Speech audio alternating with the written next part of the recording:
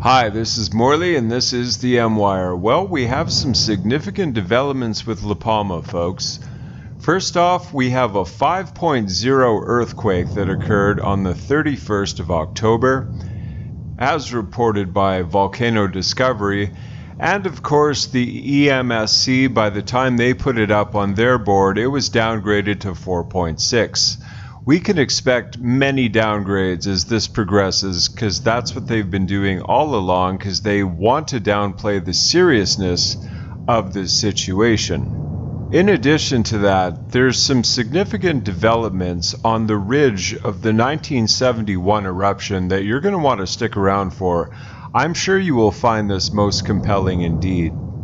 Although the volcano has subsided somewhat as far as numerous earthquakes go, there was a 5.0 earlier, and basically everybody on the island pretty much felt that one for sure. It's hard not to on such a small island. There still is a very strong ash advisory on the island. The ash is very thick. I posted a picture of that in my last video. In some places it's more than several feet thick actually. Volcano Discovery's update was rather brief at the time of this video, but it does concern the ash, so I'm going to just quickly go over that, and then I'm going to get into something very interesting that's happening on another part of the island. Just as we had reported that quakes had been less intense recently, a strong magnitude 4.6 tremor, downgraded from a 5, was one of the strongest since the start of the crisis hit the island 34 kilometers in depth 20 minutes ago at 5:52 p.m. local time. The quake was widely felt all over the island. Dense fog, volcanic fog, is filling the Ariane Valley today due to an inversion layer in the atmosphere trapping the erupted ash and gas plume. People are advised to use masks to protect themselves from fine particles and bad air quality. So the air quality on La Palma is very much diminished as a result of all the ash flying around. That's not exactly any big surprise at this point. But folks, I'm going to now quickly get into something that I found very interesting. I found this article on Twitter from Hal Turner, and he has some very interesting pictures and information to share. I know some of you aren't exactly big fans of Hal Turner, but I certainly do want to present this information to you, and please do comment in the comments below as to what you think of this. But this is very interesting indeed. Without further ado, let's get right into this. Flash bulletin, La Palma, steam now clearly visible atop exact ridge of unstable landmass.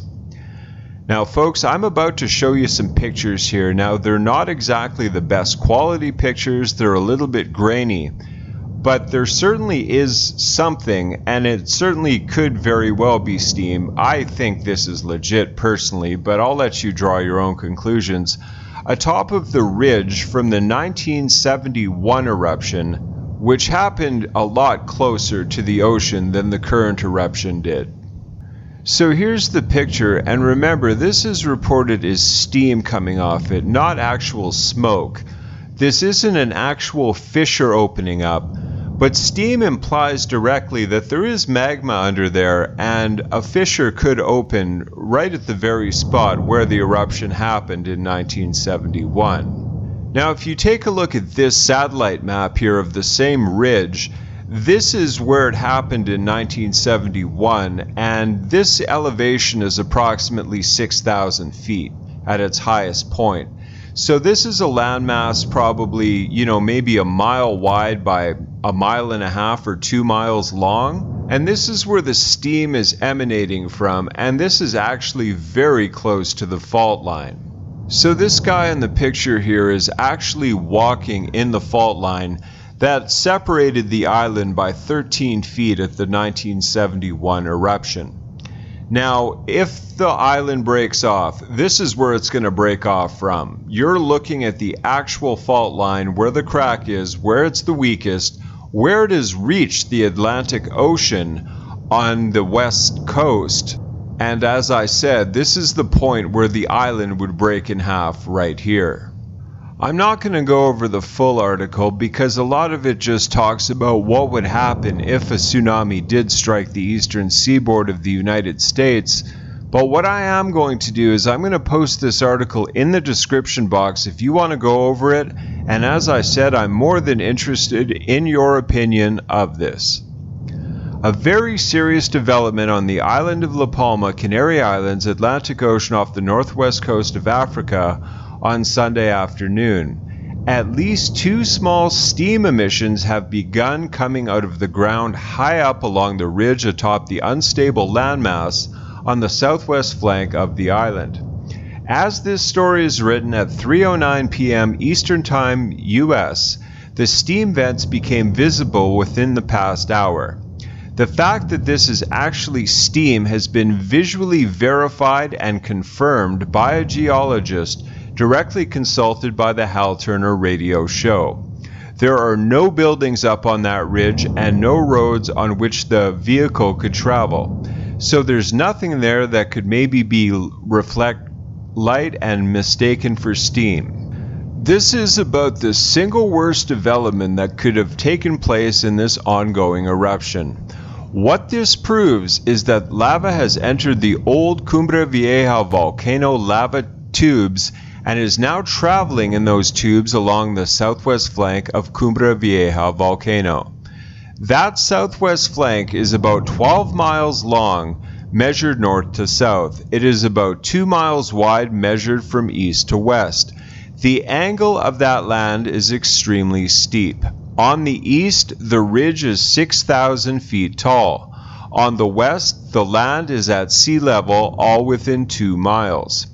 In an earlier volcanic eruption in 1971, that entire ridge, a landmass the size of Manhattan Island in New York, began to slide towards the ocean. It slid 13 feet, then stopped. That slide created a large crevice, a fault, along the top of the ridge that was so wide and deep humans could walk in it, as I showed you in the picture, as shown in the photo of the actual crack atop the ridge. Here's the trouble. Because the island of La Palma is a volcanic island sitting atop an undersea volcano which has risen 33,000 feet from the ocean floor, all the upper layers of what is now visible island have lava foundation. What was once molten lava solidified is now impermeable to water. Water cannot drain through it. In the decades since, the giant landmass slid 13 feet and has rained on La Palma the way it rains everywhere else. The rain soaked into the ground, but as it did, it reached the impermeable solidified lava foundation and struck there. It cannot drain out. Also, from the previous eruptions, there are lava tubes running vertically up on top the same ridge to an old vent hole seen on top. So there's also groundwater stuck between those lava tubes. As lava from the present eruption travels through the old lava tubes, it's hot, 2,000 degrees. It will start to heat the groundwater, which will quickly reach boiling temperature. But it cannot boil because it is under pressure from the rocks and ash piled on top of it. So the pressure from the heated, expanded water will provide lift against the ash and rock. If enough water expands through or enough steam is generated beneath all that ash and rock, that will be enough to lift to overcome the friction which holds all that unstable land in place. Gravity will do the rest. The land will be able to start sliding by virtue of gravity, and when it starts sliding, that will release the pressure of the heated water trapped underneath the ash and rock, which will then burst into steam, providing more lift to propel the whole landmass off the side of the island and plop right into the Atlantic Ocean. So we need to watch this now, folks. If this continues like this, this is looking very, very grim for the island of La Palma. The more steam that comes out of there, essentially, the worse it looks for an actual collapse and a worst case scenario. I want to know what your opinion is on this, though. Do you think that sounds plausible? It does to me. the fact that we have steam emanating from an entirely different part of the volcano is very serious, and it needs to be monitored without question. I'm going to finish off this update by going over what Hal Turner said to finish off this article, and it essentially mirrors what I say in every single La Palma update. Hal Turner remark: "For what it's worth, for the first time I told my wife and son we need to pack our own go bags, gas up our own vehicles, and be ready to haul ass. Both I and my son have gone to the bank ATM and gotten cash money. We don't want to be in an ATM line or gasoline station line with all the people who never plan anything and suddenly are in everyone else's way. So I'm not simply giving advice, I'm doing these things myself. As our home in northwestern New Jersey, just 3 miles due west of the Empire State Building in Midtown Manhattan." Hal Turner. That's very sound advice, folks. At this point in time, if you live on the eastern seaboard of the United States, if you live off the Gulf of Mexico, even in Europe, you need to have a go bag ready, because things are turning for the worst day by day on the island of La Palma. I'm not fear-mongering. You can take it for what it's worth, but this volcano is anything but over. It's going to erupt for another month. It could be 3 weeks. It could be 6 months. It could be 3 years. But once again, I ask the question, how much shaking can a little island take before the worst occurs?